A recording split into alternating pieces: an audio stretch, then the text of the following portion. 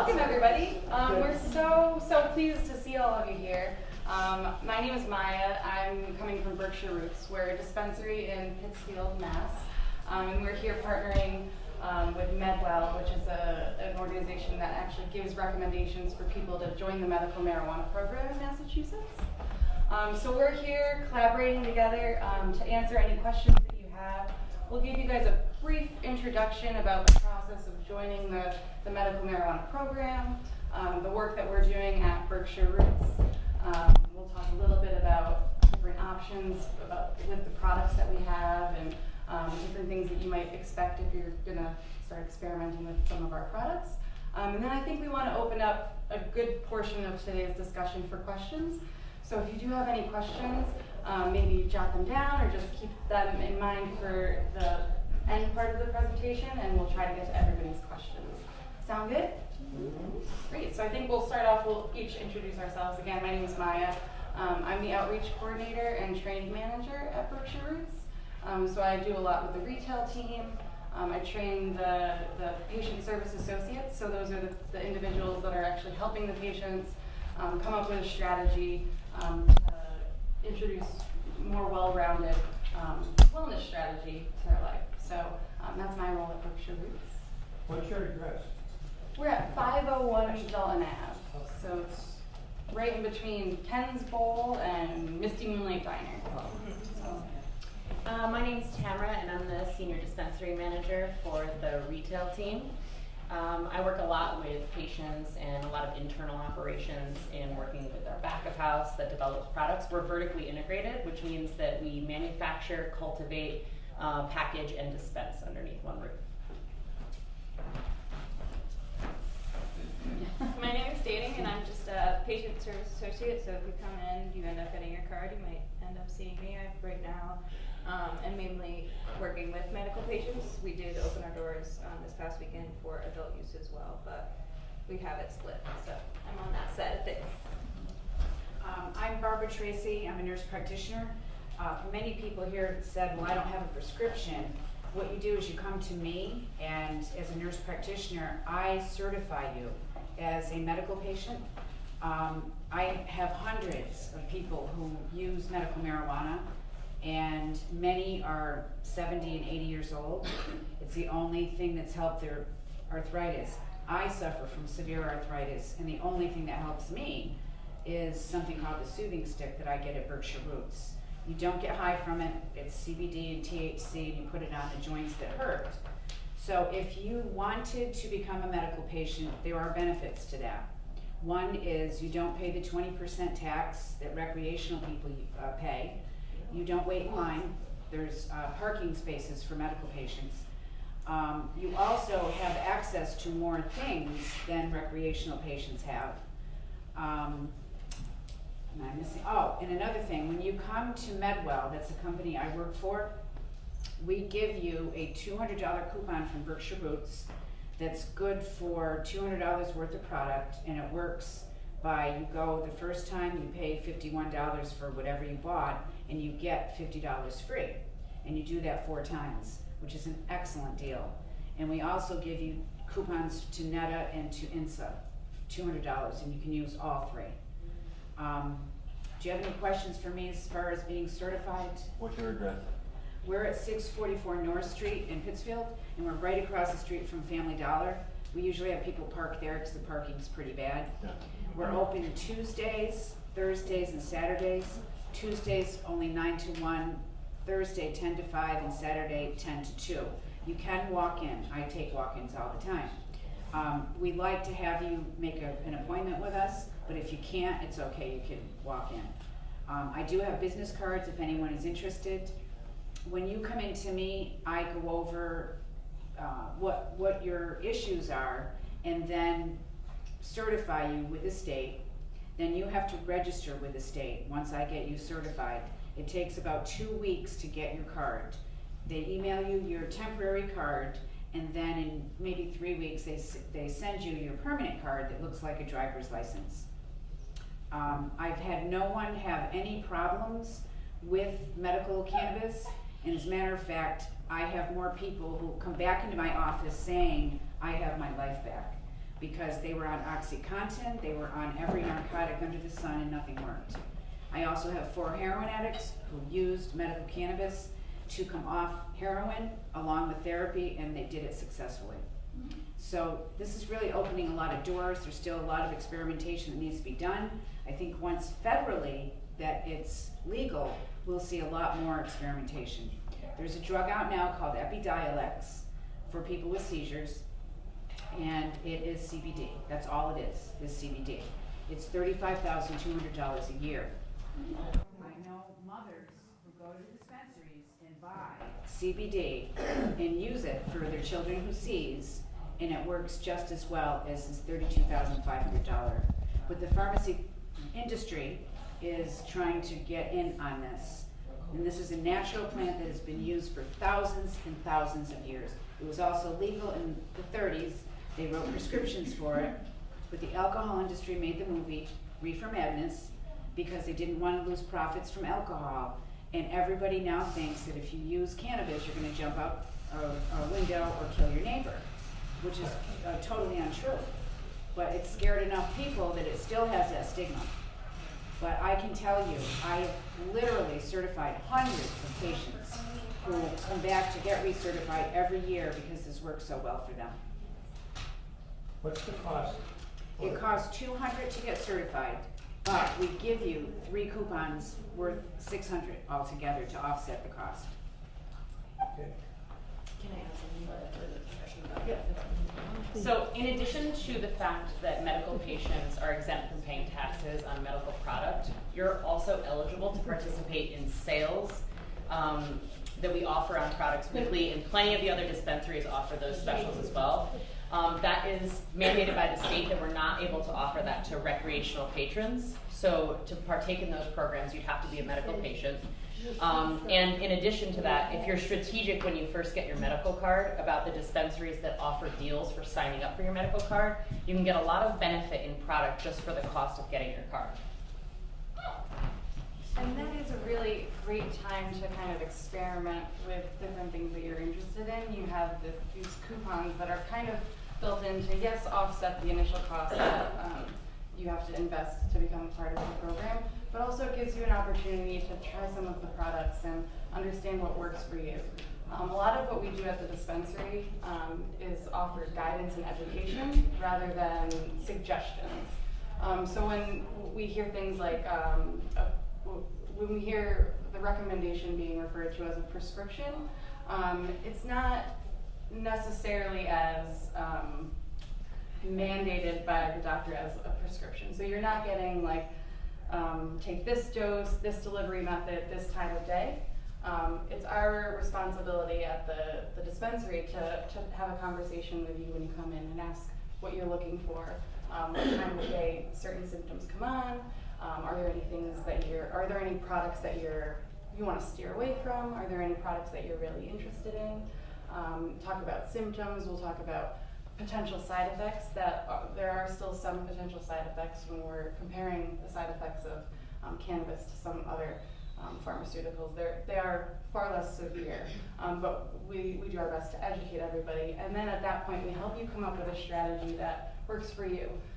So you'll have an opportunity to take some more control back of your own health and wellness in a way that you're comfortable with, and in a way that you have an opportunity to come back and receive more guidance and go over what you've used, what has worked for you, what hasn't worked for you.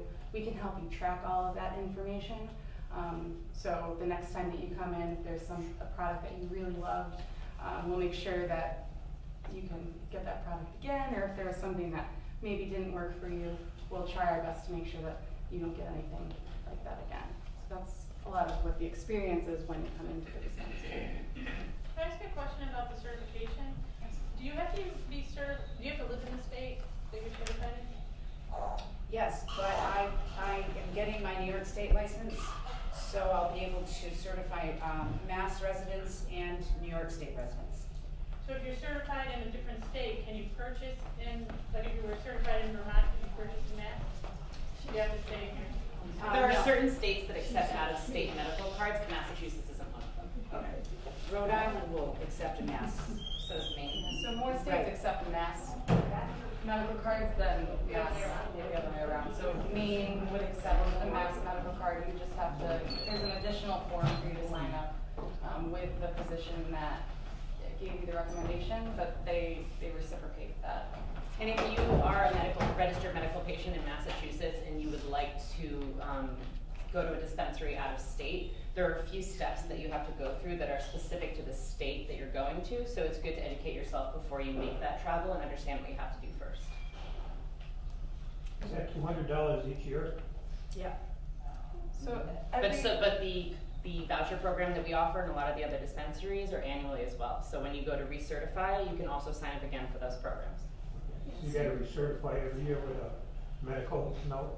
Right. Exactly. So you have to go to a doctor's appointment every year, and you also have to, your card expires after a year, so you have to get a new physical card. But again, every time that you renew, if you come into the dispensary within 30 days of that renewal date, we'll set you up with that same $200 voucher program. So every year you're getting those same vouchers. And it's $200 for the medical marijuana recommendation, and it's $50 to the state for your actual card. But there are a few programs I know that you can look at to waive that fee for the $50.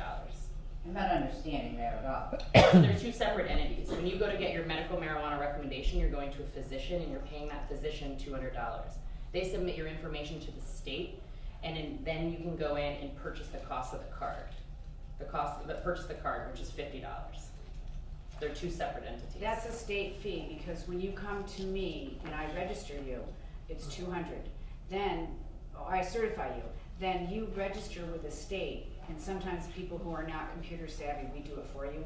And then you get to an area where the state charges you $50. So what we do is see if you have a qualifying condition where they waive that.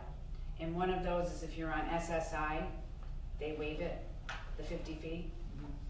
So but we have no control over the $50 fee. We're trying to work with the Cannabis Control Commission to drop that.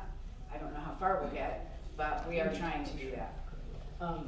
The card is what you show at the dispensary that allows you access. That's what you pay the $50 for. Yep. Now, do you have to go to a physician first before you go to 644 North Street? No, No. you come to, I'm a nurse practitioner, I mean, So there are, you're counted as that?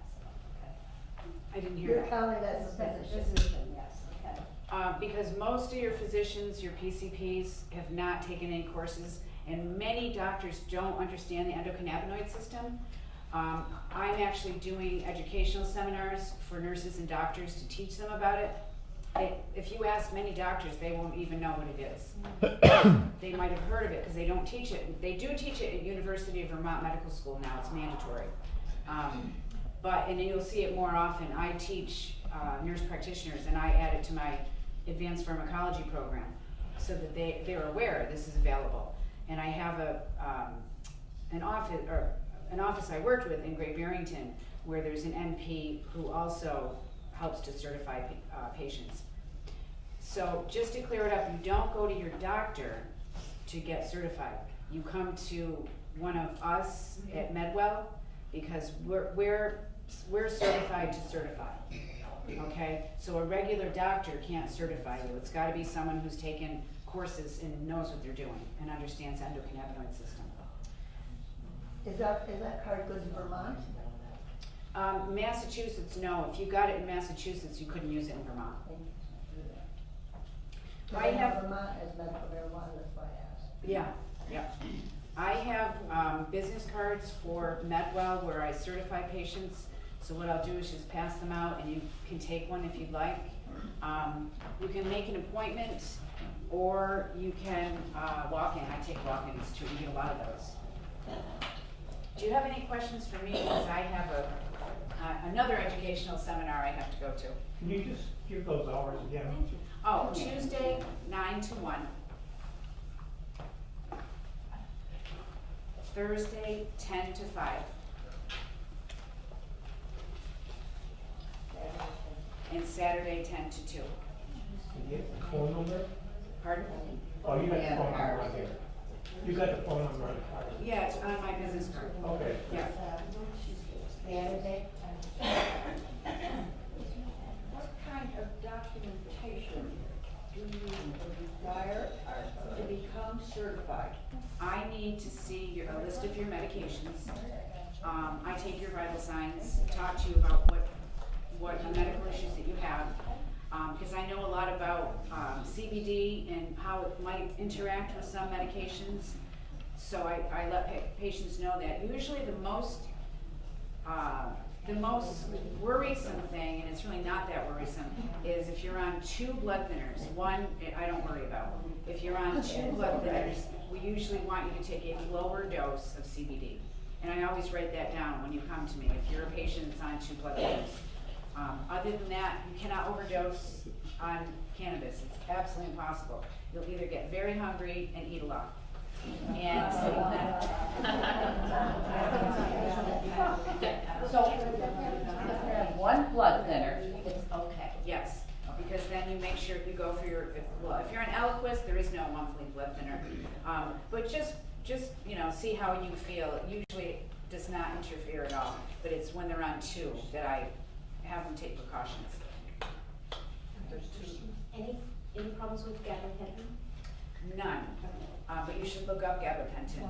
If you go to Therapeutics Initiative, it's a physician-run pharmaceutical website, and they were sued for $420 million for falsifying their data on using gabapentin for pain and neuropathy, because it doesn't work. And they proved it, and they were successfully sued. And one of the problems with gabapentin is it does cause memory loss. So if you want to, don't believe me, go to Therapeutics Initiative and you'll see it. It's a very credible. Therapeutics Initiative. Someone asked me.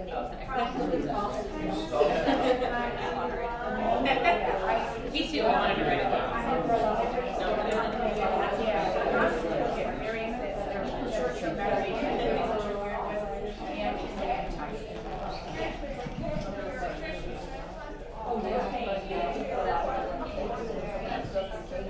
yes, that's a big area right now in California.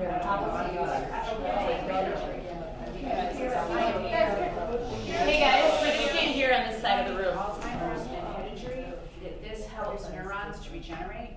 So, and this is only in the early experimental stages, but they are using it for traumatic brain injury and Alzheimer's because it's very neuroprotective to the cells in our brain. Is that just CBD or with THC? THC, both. It doesn't have to be with THC?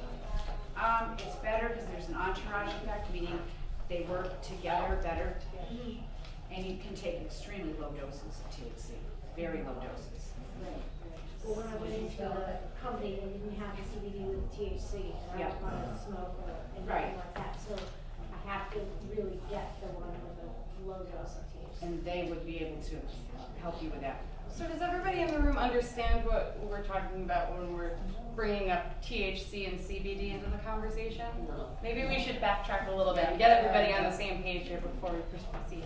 If somebody is asking a question over here, could somebody repeat the question and then so we can hear the answer, because I'm sure they can't hear. No, they're not talking. Absolutely, yeah, of course.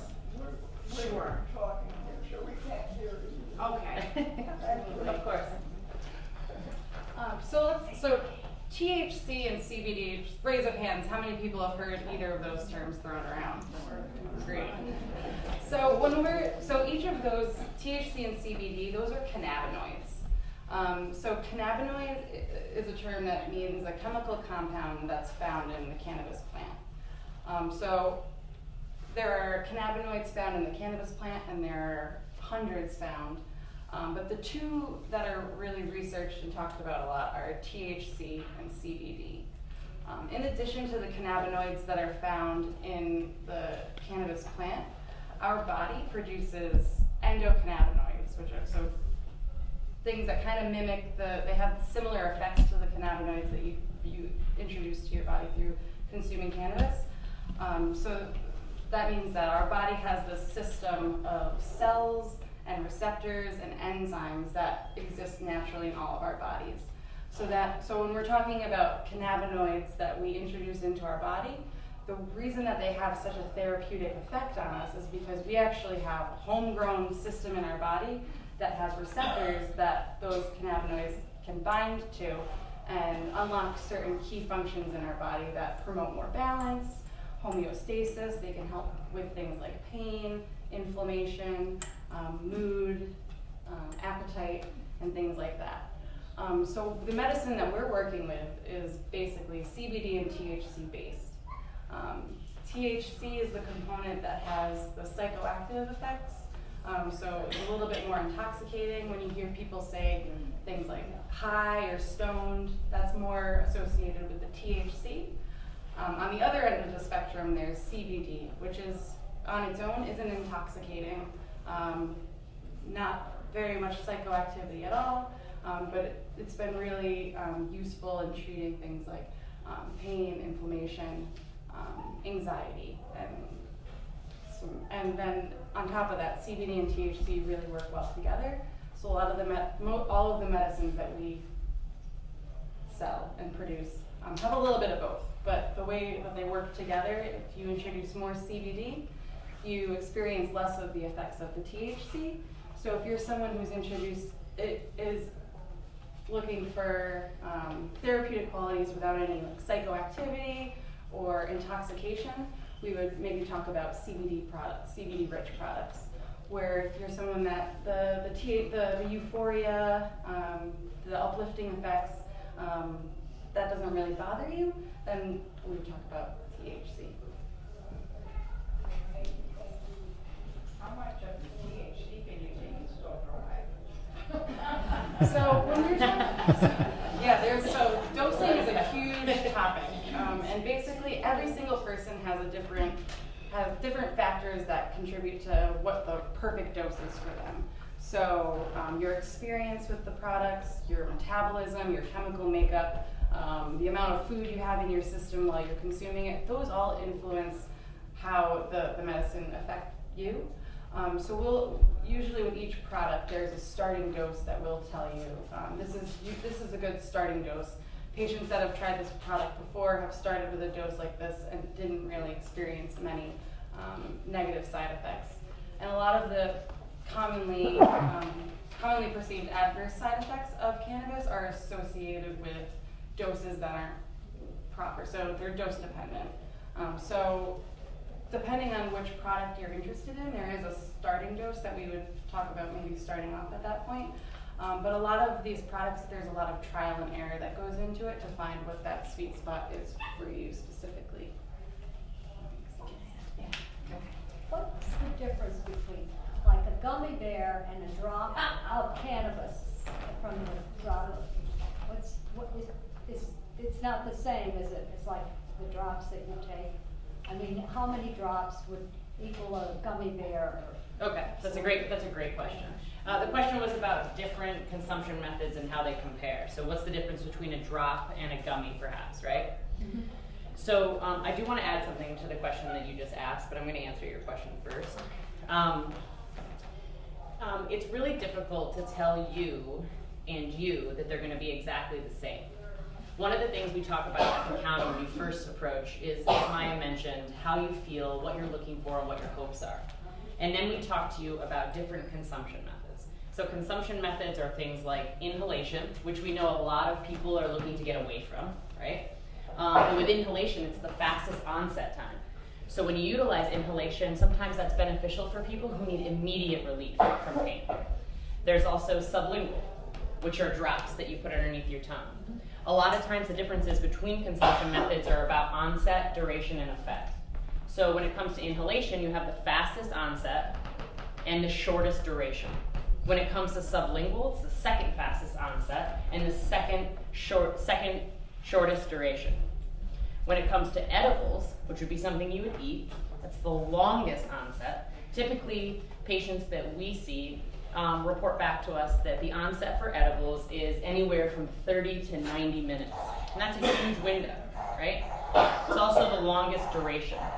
So when it comes to consumption method, that's something that we'll talk to you about. We'll hear what your struggles are, and we'll try to guide you in the best direction possible.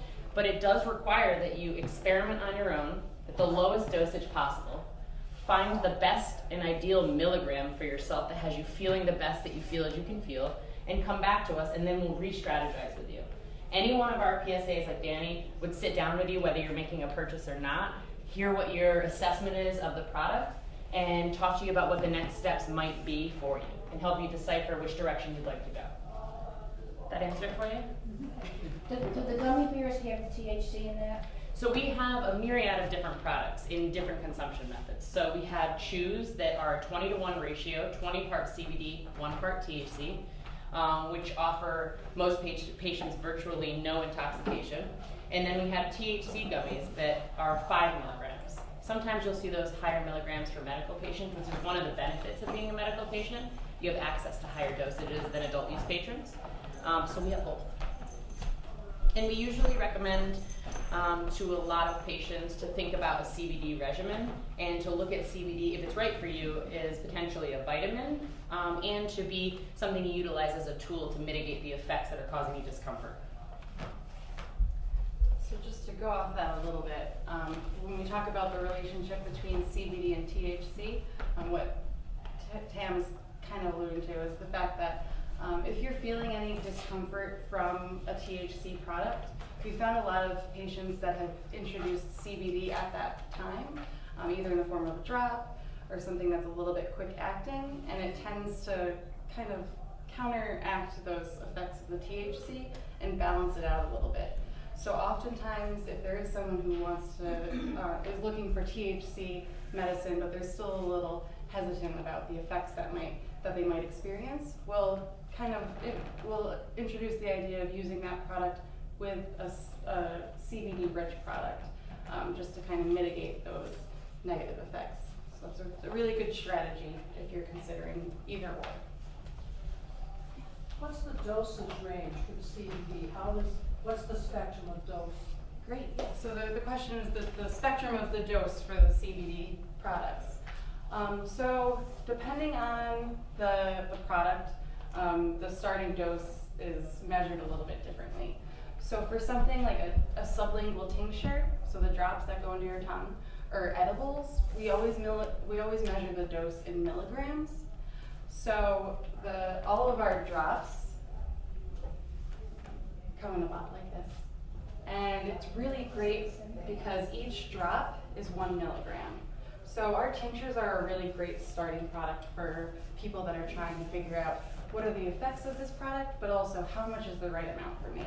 Because when we talk about starting doses for a tincture like this, usually 3 to 5 milligrams could be considered still a starting dose. So that's really easy to control. You know that that's 3 to 5 drops underneath your tongue. You let it sit there for 10, 15 seconds and absorb, and then you can wait 15 to 45 minutes to see if you're feeling the full effects. And if you're not feeling the effects that you're desiring, you can introduce drop by drop, milligram by milligram until you get to that sweet spot. Our chews, right now the lowest dose that we have for our CBD and our THC chews are 5 milligrams. And they come in little discs about this big. So those you can cut in half if you want to have like about a 2.5 milligram starting dose, just to familiarize yourself with the product. But again, that is kind of considered still a starting dose, so 5 milligrams for the edible. Is this dosage per day? It really depends on the individual. So for the tincture, I think average time that people feel the effects with the sublingual tincture could be 1 to 4 hours. So if you're getting 4 hours of relief, you might need to take it every 4 hours, but some people experience relief for 6 to 8 hours. And then with something like an edible, average duration of effects is could be up to 6 to 8 hours. So with a product that's a little bit longer acting, you wouldn't have to take as many doses throughout the day. Question over here? Does it always induce hunger, anything that you put in your mouth? No, it doesn't. I would go as far to say that it doesn't always do anything. That each individual's reaction to the medicine and the strategy that they're using can be different and can vary. What's going on inside of you and what you're struggling with is going to be different than what's going on inside of me and what I'm struggling with. One of the beautiful parts about cannabis becoming more widely accepted as a medication is that we get to, like Maya mentioned, take our wellness into our own hands and make decisions that are best for us based on the things that we're struggling with specifically.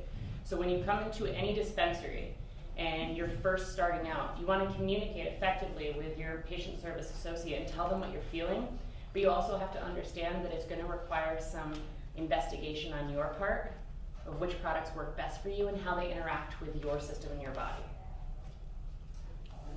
How about like the brownies that are made with the leaves? The brownies that are made with the You know, what? when you take the marijuana itself and you make like brownies or cookies, Mm-hmm. what is that used for? So we don't actually sell brownies, but everybody has a brownie story though, which is really funny. I want the recipe. Yeah, if you come into the dispensary, I have a recipe book that I'd share or make a copy of something for you so you could learn how to make things on your own. With the leaves. Yeah. Infusions are made with a bunch of different products that are made from the cannabis plant. So each dispensary has a different strategy on what they use to infuse their edibles. We use distillate, which is a product that we get from an extraction method. We make a medication, and that's used inside of our edibles. So we don't make butter or things like that and infuse our edibles with any kind of fat like that. There are other dispensaries that do, and you really have to try our product and say, does this feel good? And try another product that's made a different way and decide for yourself what feels best to you. And if it's not something that we make, more power to you in finding it somewhere else, because we want you to feel as healthy as humanly possible, regardless of where that's from. Oh, I didn't realize that. Yeah. What would you? How does this interact with other medications? I mean, a lot of people are on medications for a lot of different things. There are some medications that it does interact with, yes. And you should consult your physician, absolutely. Even if they're not the one that prescribed your medical marijuana recommendation to you, consult your physician anytime you're introducing a new strategy or medication. And you need to be aware also, when you take an edible, anything we eat or take as a pill has to go through our liver first. If you take a tincture, or if you took transdermal, and I know they're coming out now with almost like a nebulizer, Yep. it does not go through your liver. So I can get around that with people by not having them use edibles. You can use a tincture, because if you use a tincture, you put it under your tongue, it's absorbed by the capillaries of your tongue, it doesn't have to go through the liver. It's only if you swallow it that's when you have your interactions. So a lot of people use topicals, a lot of people use tinctures and find great relief in those. But with someone who's on 25 meds, I always recommend a tincture for them and topicals, because then they don't have to worry about side effects, because none of that will go through their liver and interfere with their drugs. Every drug you take, by the way, every drug you take interacts with other drugs. I know some people on 20 medications, which to me is kind of crazy, because those 20 medications all have to go through the enzymes in the liver, and some of those enzymes increase the drug you're taking, and some enzymes decrease the drug you're taking. So I know people have concerns about CBD or THC interfering with their medications, but quite frankly, it's our own medications that we prescribe on a daily basis that cause more side effects than medical cannabis. And I've been doing this for over a year, and I have a patient who's 105 years old, and she uses this, and she's on 10 different meds. She has not had a problem, and she's out of pain. Did you have a question? Yes, I have two questions. Number one, if you are on private drug insurance or SSI, Mass Health, and it covers your drugs in the pharmacy, and they have some plant-based drugs there, same as this. And so what is the cost going to be to switch over here? And the second part is, if you have multiple sclerosis and the price of the drug in the pharmacy is $50,000 to $80,000 covered by your insurance, but it shows perhaps I have someone in my family with brain lesions and they're starting to shrink. It's not a cure, but I keep hearing, oh, I should go off my medicine and go on this to relieve my symptoms. And what's the interaction with that drug if you're trying to keep the lesions from shrinking but getting some relief from the symptoms? One of my NP colleagues who also certifies has MS, and she's on those drugs. She uses tinctures. I would never suggest you stop doing what your doctor told you to do. That, I would never do that. But she, in conjunction with the medication her doctor has her on, also takes CBD and a little bit of THC, and has found that her spasms are now non-existent, where before she had many spasms. And she can work without? She Yep. can go to work and drive? Absolutely, yes, because she's just using the CBD during the day.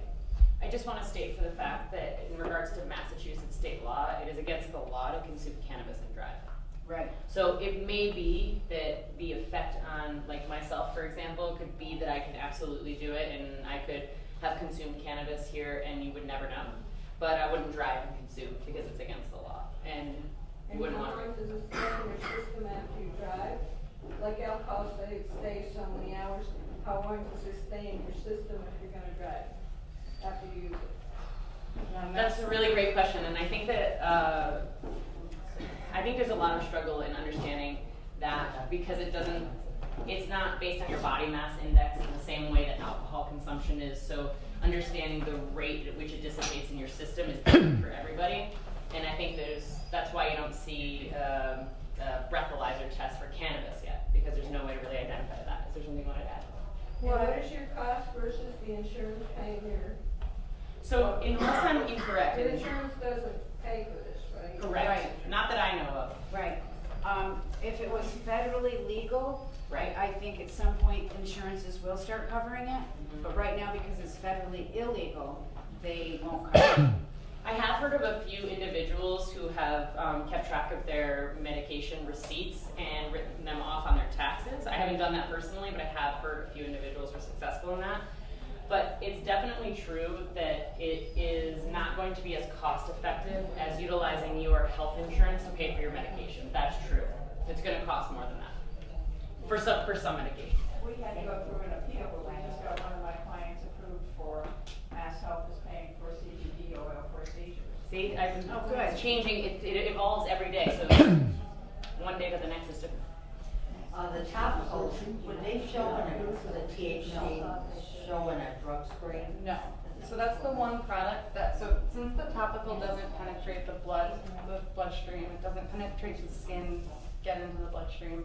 It's one, not intoxicating at all, but two, it wouldn't show up on a test. It just works into the receptors on the skin. So that's one product that wouldn't show up. And how effective are they?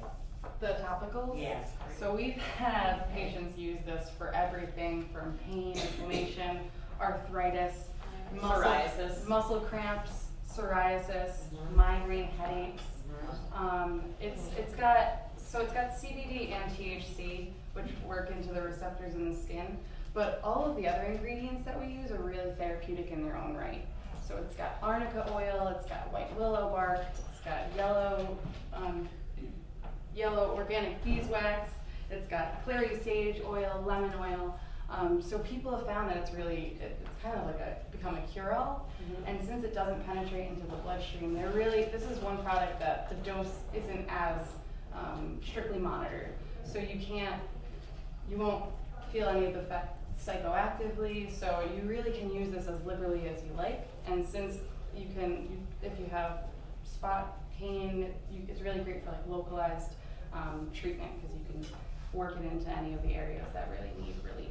I just want to point out as well, just in case there's any misconception in regards to the effect from the topical, it is not going to feel like Bengay or Tiger Balm or something like that you put on for muscle aches that immediately numbs the area that you're using. I just want to point that out because that wasn't something that I understood when I first used it. It definitely, for me personally, works within 10 minutes of applying it. I have lower back pain, so I find that that's helpful for me. And most of the patients I've interacted with have found it to be beneficial for them as well. But there are differences amongst us. So it may work for you and it doesn't work for you. You know, that's part of the investigation. Pass around a couple times, it didn't work at all. Do you know what milligram it was? I can't remember, no, I don't know what piece that they tell me to take a piece off, maybe quarter. So there's a couple different things. I've had a few different patients mention to me that they've taken X amount of milligrams and it didn't work, specifically pertaining to edibles. I find that I've found a little bit of information out there that suggests that we all have certain levels of CYP enzymes that are produced by the liver, and that helps us to process THC in a nutshell. So if you don't have enough of those enzymes potentially, it might take a higher milligram for you to feel that. And that's part of why our strategy initially when you first come in and talk with us is to find the milligram that is actually detectable for you and offers you therapeutic benefit. So if you took 10 milligrams and didn't feel anything, if you came back in to see me, I would say, okay, well, I think the next strategy is to try 15. And then the next day, if you feel nothing, is to try 20. Until we can find a spot where you can detect that. I think a lot of people get discouraged when they don't initially feel the therapeutic benefit. And I think that it's important to know that there's a strategy you have to develop, which means you have to keep investigating until you find something that either is detectable for you or you realize the strategy, this consumption method doesn't work, we need to think about something else. What is the price of, to just have the stick like that? What does that sell for? If you're a medical patient, the stick is $35. But if you weren't, what would it be? It's $35 plus 20%. $650. So it's just a tax. Is that right? So 42. Did you say what, about 22 or whatever? For about $42, right? Yeah, if you're an adult use patron, if you're a medical patient, it's $35. Okay. You can walk right in and buy that if you're not certified. Correct. Out of state, okay? Yep, I just want to point out that there are differences on the medical patient menu and the adult use patron menu, and we're really cognizant of ensuring that we have certain things available to our medical patients as well. So the topical currently is not on the adult use menu because we have a limited supply in-house. We want to make sure medical patients have access to it first. So you can see that. Correct. And along with that, so the state mandates any of the co-located dispensaries, so that means dispensaries that have both medical and recreational sales, they have to allot 35% of their product specifically just to medical. So that ensures that we will always be able to keep that product for the medical patients. You have a question? I actually have two. One is, who does your testing, and it is a third party? Correct, it's MCR Labs. The question was who is our third party lab testing facility, and that's MCR Labs. And so with that, all of our products have to be tested at MCR Labs for things like pesticides, contaminants, anything like that. But also we're testing the cannabinoids, we're testing the terpenes. So on all of the products that you buy, it has all of the test results for you. So if we start to talk about the difference between CBD and THC, and you want to know how much CBD and THC is in the specific product I'm taking, it's all on the packaging. And as we get into conversations about terpenes, which we haven't even introduced yet, but it's a really important part of cannabis medicine, and that's basically the aroma profile of the specific product and then the effects that are associated with those terpenes. So you'll be able to see all of that information on the packaging. What's your second question? Sorry, that's okay. My second question, really quickly, is you're beginning to see a lot more CBD products and like over the counter? Over the counter. I love this question. This is my favorite. Convenience stores and stuff like that. How are you different from? Great question. So the question was, you're beginning to see some CBD products that are made more available over the counter, and the answer to what makes ours different is when you purchase CBD products over the counter, so at Guido's, at your local pharmacy, anything that's not a registered dispensary, that's a hemp-derived CBD, not cannabis-derived CBD. So the fundamental difference there is that to sell CBD products that are derived from hemp, it has to contain virtually no THC. So there are plenty of people who have found some benefit from over-the-counter CBD products. However, cannabinoids like Maya mentioned, CBD, THC, and the others are like instruments in a band. They work better together. So the benefit of CBD is better for you potentially if THC is present or the other cannabinoids are present. Another important difference to remember is how the hemp is produced. So hemp is a really awesome product. One quality of it is it's a phytoremediator, meaning that it can actually pull contaminants out of the ground and soil and water that it's grown in, which is great for the ground and soil, but if you're consuming the hemp-derived products, there's a chance that you're consuming some of those contaminants that have been pulled out of the ground. So it's really important to make sure if you're using any CBD products that they have been tested, so there are no contaminants and you know exactly what you're getting. They've also, third-party facilities have tested some of these products that you can find at a gas station or basically anywhere, and they've found like undetectable amounts of CBD in them. So there's less restrictions on what you can claim if you're selling products that aren't coming from a dispensary. So if they're claiming that there's CBD in it, that might not be the case. Hemp is a far less regulated, okay, 1 second, you'll be next, I promise. Hemp is a far less regulated market than cannabis, which means that there's a lot less transparency and integrity.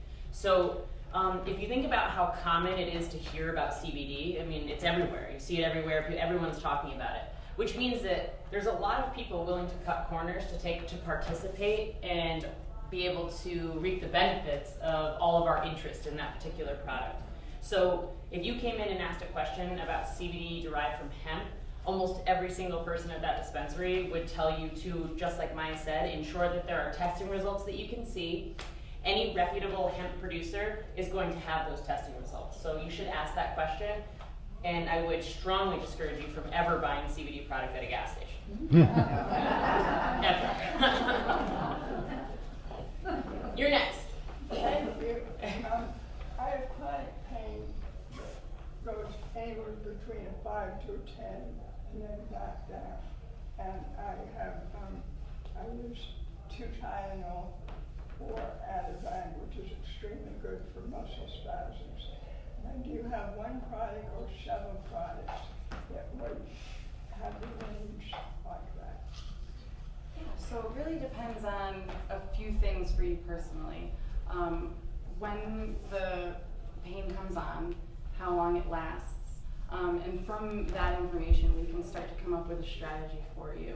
A lot of the products that we have the same basic components that produce a lot of the same effects.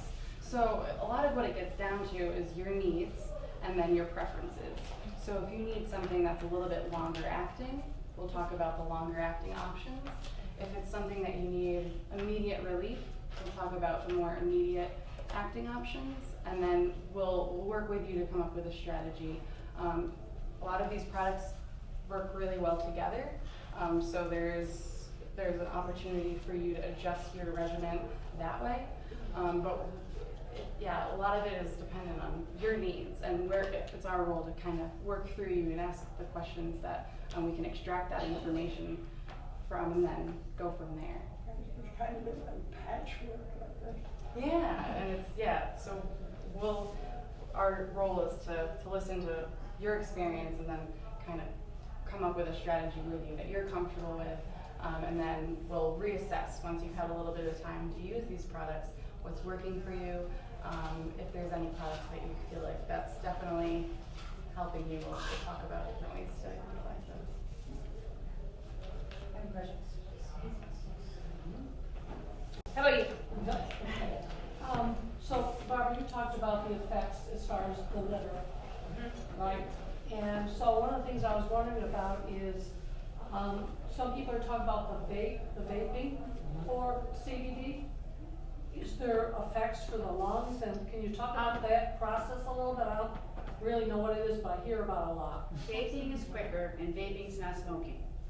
It's not smoking? No. Okay. But vaping will avoid interaction with the liver. Okay, because it goes through your mucous membranes in your mouth. So that is one way to avoid anything going through your liver. And they can address the vapes better than I can. Are there any long-term effects on the lungs of any kind? Or? So not that we're aware of now. So even looking at like inhalation for smoking, they've done research on things like smoking cannabis and lung cancer, and they haven't been able to create a correlation between those two. Actually, a doctor back in, Dr. Donald Tashkin, in between the years of 75 and 88, ran a few long-term studies where he looked at cannabis smokers and then rates of lung cancer, neck cancer, and head cancer, and he saw that there was no increase in rates among the consumers. He also did a study where he looked at cannabis smokers, cigarette smokers, so tobacco smokers, people that smoked both tobacco and cannabis, and people who didn't smoke anything. Does anyone want to take a guess of who had the lowest rates of lung cancer? The non-smokers. The non-smokers had the second lowest rate. The cannabis smokers had 3.7% less rates of lung cancer than the non-smokers. So that's one thing that we like to talk about. But when you get to vaping, vaping is a little bit easier on the lungs even than smoking. So there still can be irritation when you're smoking because you're combusting a product. So there can be irritation. Some of those byproducts that are combusting could potentially be toxic if you're consuming a lot of them. So an alternative that a lot of people are trying to do now is vaporizing. It's a little bit easier on the lungs, and you're not inhaling smoke, you're inhaling like a vapor mist. So it dissipates quicker, it's a lot more subtle, doesn't have that lingering smell as much as smoking does. Is it longer duration as far as the effect? So the duration and the onset time are pretty similar to smoking, but it takes less product to consume to feel the effects if you're vaporizing. So usually from the reports that we've received from patients, about 1 inhalation of vapor can be equivalent to 3 to 5 of smoking. So that means that you actually have to consume a little bit less to feel the full effects. And those are the main differences that we've And one nugget on THC, there's something called Rick Simpson oil, which is a very concentrated form of THC. And they have found through studies that THC causes apoptosis, which means it kills cancer cells, but it saves healthy cells. There's many anecdotal reports of people who have used Rick Simpson oil with cancer who are in remission. My sister has stage 4 lung cancer, and we started her on Rick Simpson oil, and she takes the dose half the size of a grain of rice. And with stage 4, it's metastasized everywhere, so we didn't think she had much longer. However, since she's been taking the Rick Simpson oil, her CAT scans are showing that her tumors are smaller, and she's not taking chemo or radiation. She hasn't since last fall because she couldn't tolerate it. So now we're just using the Rick Simpson oil. So that is something that is being studied. And just know, I mean, THC causes apoptosis, that's a fact. And that means it kills cancer cells. So I'm wondering if that had anything to do when they did that study, that the cannabis smokers had a lower rate of lung cancer because the THC kills cancer cells. So I think we're going to see more and more research about that in the coming years once we get more of this legalized. I've seen it help people, and even if it's only anecdotal, when you're stage 4, you'll try anything. Yeah. Do you have a question? Yeah, just on that note, because I'm curious about studies and data. Now, the earlier states that were legalized it much earlier, like Colorado and such, are they set up or required to do studies with some of the? I wish they could. Only because it's not a federal thing, no, there's no studies. Exactly. So when you're talking about these various studies, they're individual We're not in the U.S. They Right, a were lot of them are in in the Israel. Oh, I didn't hear that part. So back in '64, actually, a doctor in Israel was the first person to isolate the cannabinoids that we've been talking about. And since then, they have actually state-funded research to study cannabis medicines. So Israel is the cannabis research capital of the world right now, followed by Canada, which is catching up. So a lot of the research that's happening is in Israel and Canada. Israel actually has hospitals and nursing homes where they're administering cannabis medicines directly to patients. So that's really exciting stuff going on right now. So just quick follow-up. So none of the state's not acquired with any of the monies that they're making through taxes and such to set up studies. I wish. They're not allowed. There are some. That's an understatement. Absolutely. So there is, and the University of Mississippi has a research facility. In the past, there really was no opportunity. Now, there's a lot more hoops that you have to jump through. So you can't just say, I want to study cannabis. You have to get that approved by all of the different agencies in government that touch cannabis. So it's way more restrictive, but there are studies happening in University of Mississippi and NYU actually. They were approved to do a study on Sativex, which is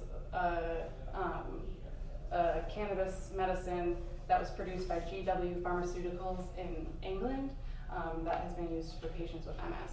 So we're starting to see some people getting eligibility to study cannabis, but it is a lot more difficult because you have to find products, you have to find test subjects, you have to go through all of that.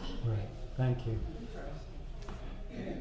A question, what you're answering was on the news this morning, that they want some of this money that Pete said is being derived from all of this, which is gonna be quite a lot of money, to go to it, and so far, because of what you said, the government not accepting it, so far the states can't do it. That's what was said on the news this morning.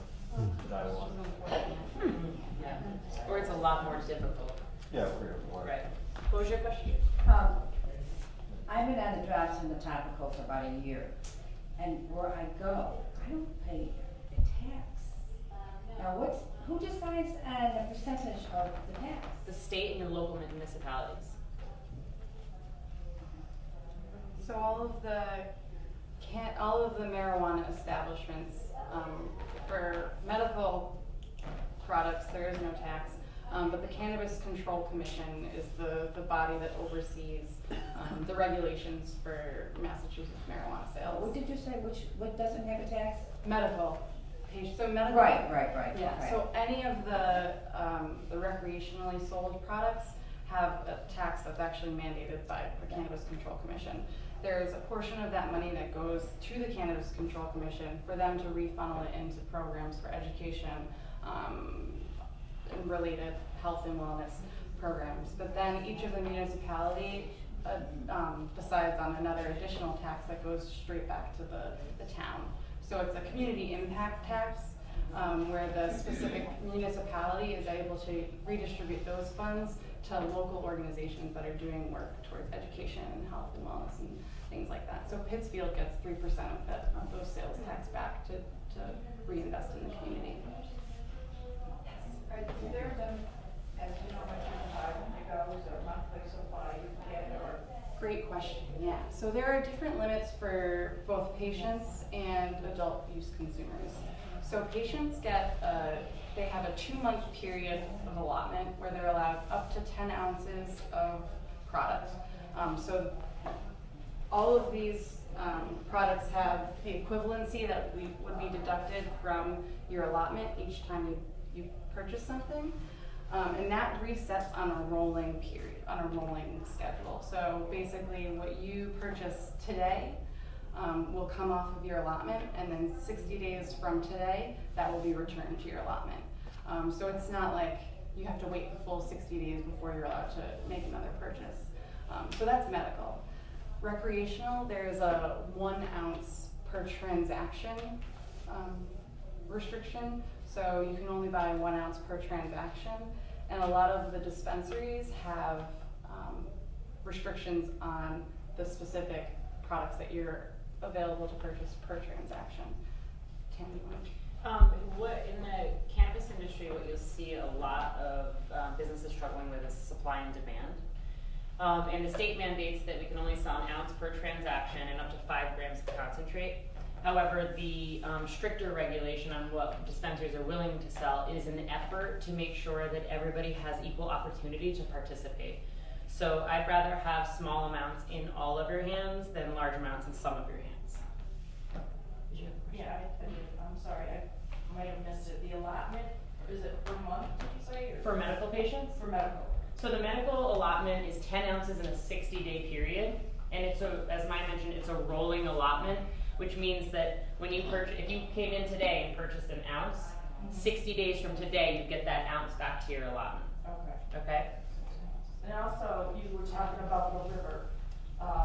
If you went to your doctor and had a liver test with the numbers that you were talking about, would that, I mean, is that helpful? No, Doesn't show No. up, I thought you said.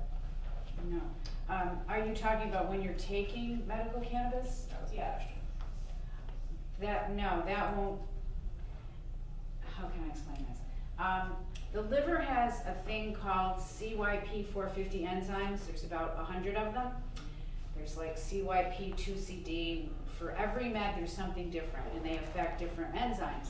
So that's why I brought the liver up, because some medications they have a level that's dangerous. For instance, Coumadin.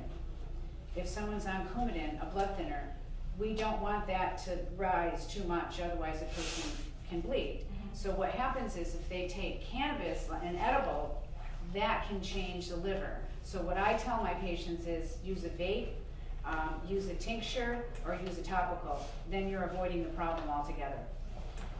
So any oral thing that we take has to go through the liver. Every med we take has to go through the liver. And it kind of upsets me when they say, well, cannabis, wait a minute, what about people who are on metoprolol, amiodarone, Coumadin,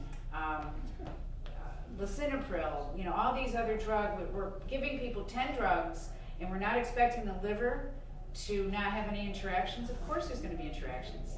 So I don't buy the argument by some physicians who don't know about the endocannabinoid system that this is bad for your liver. No, it depends on how you take it. And many medicines that we take are not good for our liver. If you read the fine print for the side effects, or you see the ads on TV, may cause death. They're honest. No one has ever died from cannabis. They say too many Tylenols not good for the liver. Right. Exactly. So they actually, By the ton. That's right, every day.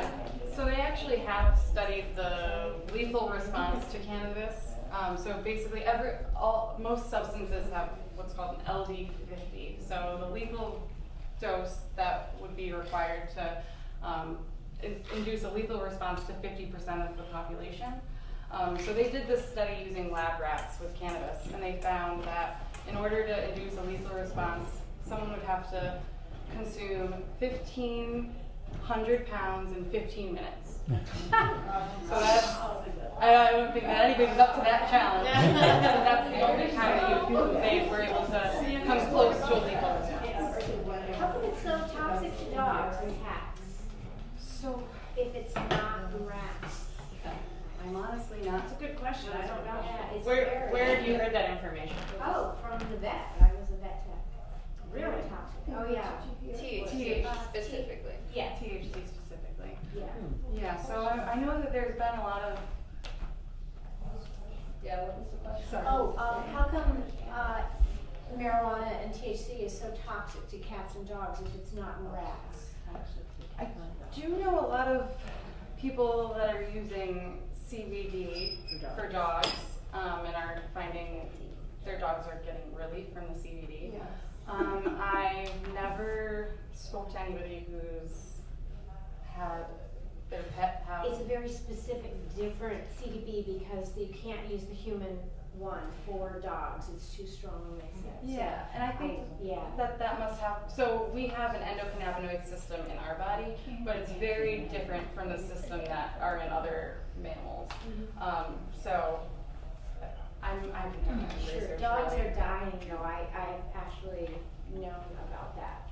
So you have to really be protective of any of these products. Again, from getting your dog exposed to it, because they have a specific test now. Definitely something when you come into the dispensary that we talked to you about as well is how to ensure that your products are safe in your home, how to store them properly, so that way you don't have your animals being exposed to them when you don't want them to be, or children. It's really important that we have a sense of integrity with how we participate in the cannabis industry, whether it be as a business or as a consumer.